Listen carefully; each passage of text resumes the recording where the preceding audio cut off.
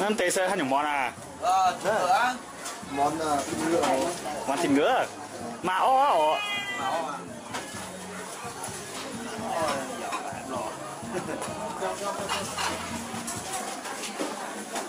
Món đặc sản của bạn Sa Trong nào à? Đồng lê thốt lên là cái quả.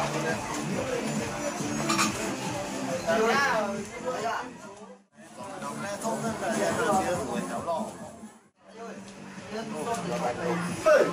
Tại phải pha. Ui.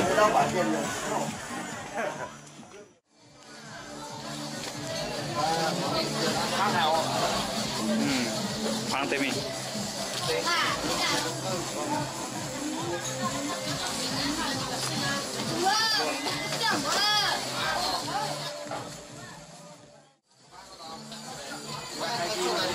Ô, càng đó, mà đó.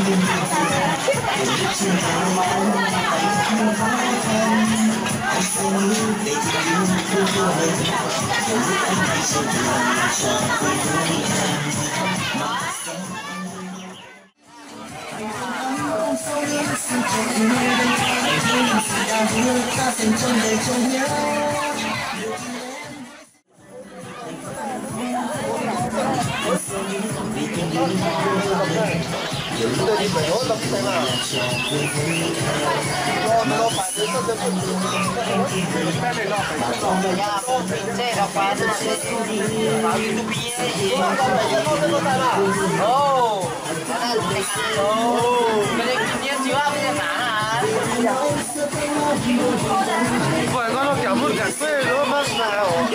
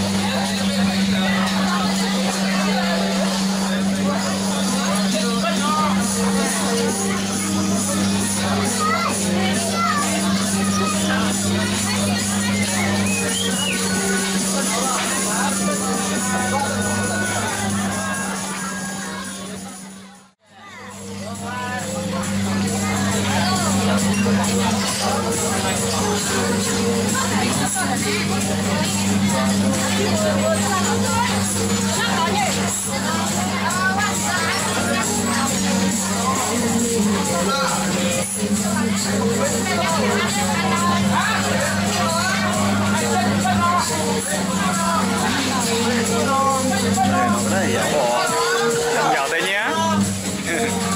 Quay tụ dậy này hả? À.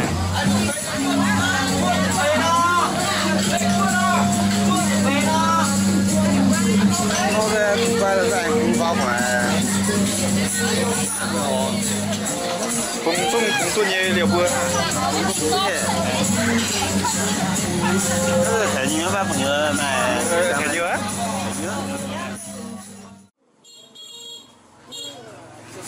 Cứ có tiền là chạy tới nữa. Cứ có tiền là con đi. Vâng. Nè, tôi cả.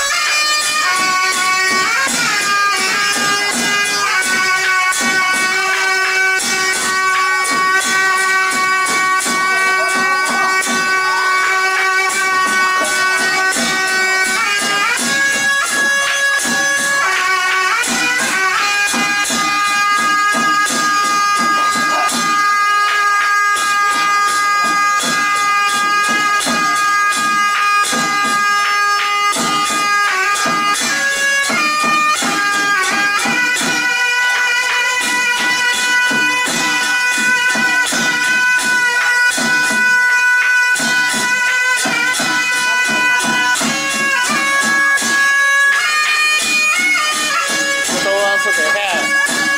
好啦，这就他，如果还山东的买弄个半年，有，那给他那搞个啥子不呢？有。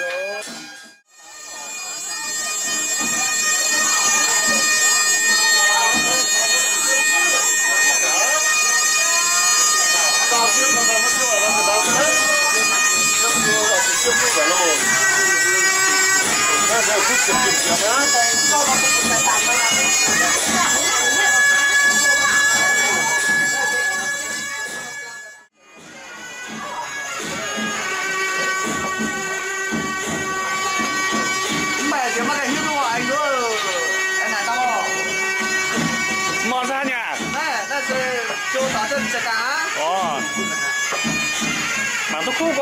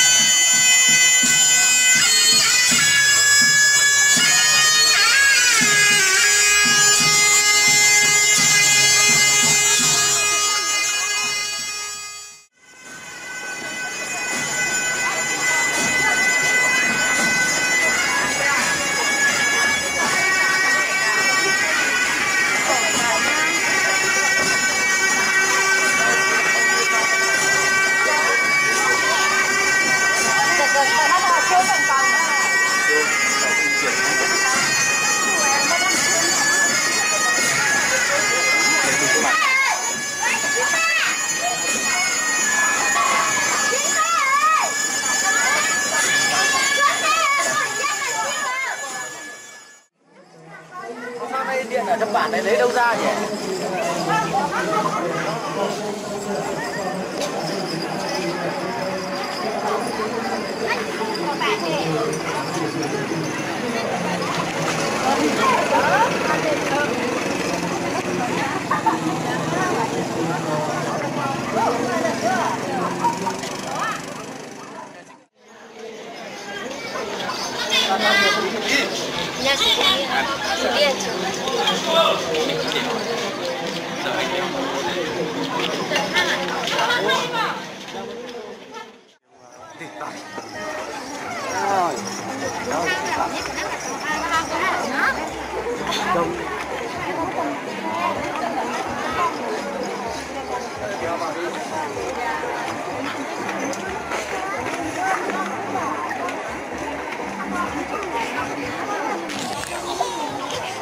Đồng hồ 4 đo rồi.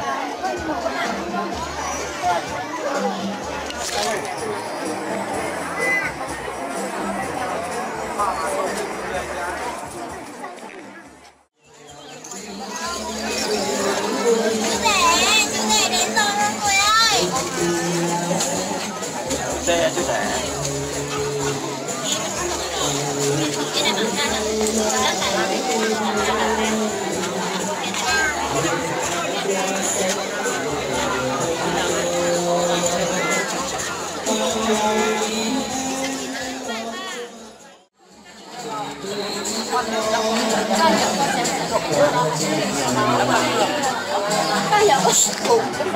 Em chào cô đâu rồi, sao mình đi đâu đấy? Đi đâu chào cả nhau đó. Mà kia đâu á, rồi mình làm cái gì có một vẻ. Mẹ nhá. Dạ, sao nó sẽ chụp hình.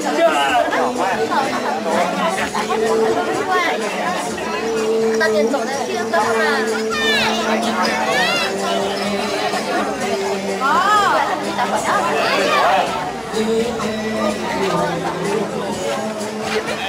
Đi vào bấm nào.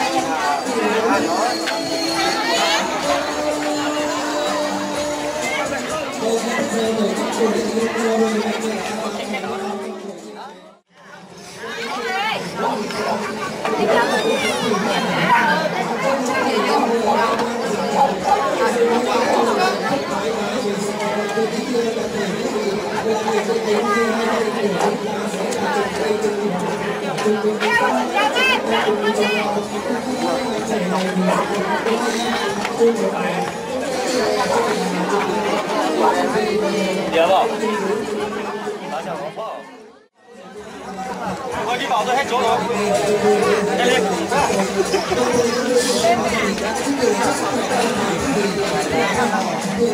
Kiểu đó.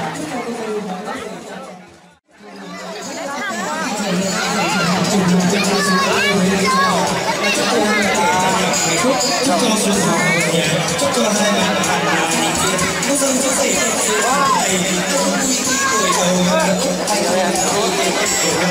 và khi có các bạn đã nhiều buổi bắt đầu chương trình như chúng tôi xin trân trọng và rất vui giờ này đến đây để đến thời đại bảy anh sẽ làm phóng viên anh mấy hôm nay toàn xuyên đi làm thế này thôi mà làm chơi chơi nhưng mà yeah.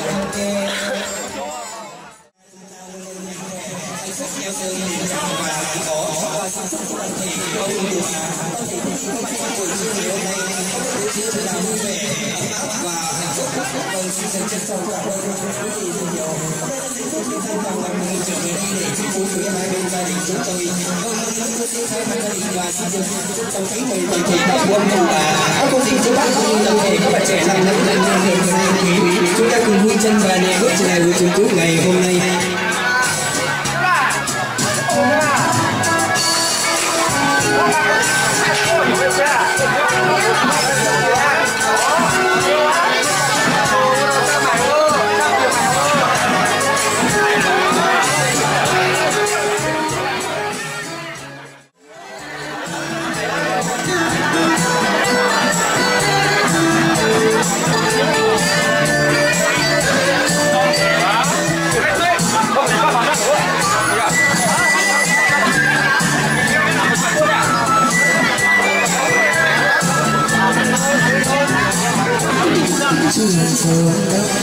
Trường sơn tây bên hàng đôn bên bờ quê em sao tay em xua tay chẳng thì